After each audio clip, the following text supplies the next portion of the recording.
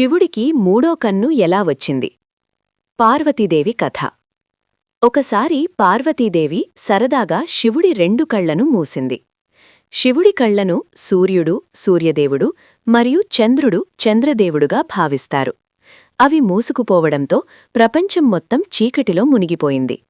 అప్పుడు విశ్వాన్ని రక్షించడానికి శివుడి నుదిటి మధ్య నుంచి ఒక అగ్నిజ్వాల బయటకు వచ్చింది. ఆ జ్వాలే మూడో కన్నుగా మారింది. అప్పటినుంచి శివుడు త్రినేత్రుడు 3 కళ్లవాడు అని పిలువబడుతున్నాడు. కామదేవుడు కథ. మరొక కథలో ప్రేమదేవుడు కామదేవుడు శివుడి ధ్యానం భంగం చేయడానికి ప్రేమబాణం వదిలాడు. దీంతో కోపగించిన శివుడు తన మూడో కన్ను తెరిచాడు.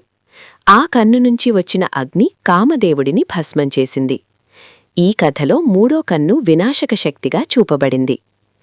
మూడో కన్ను యొక్క ఆధ్యాత్మిక అర్థం.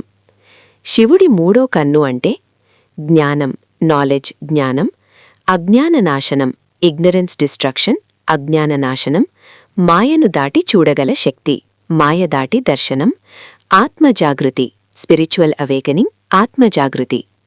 ఇది మన శరీరంలోని ఆజ్ఞచక్రం, అజ్ఞాచక్రం, ఆజ్ఞచక్రంకు ప్రతీకగా భావిస్తారు.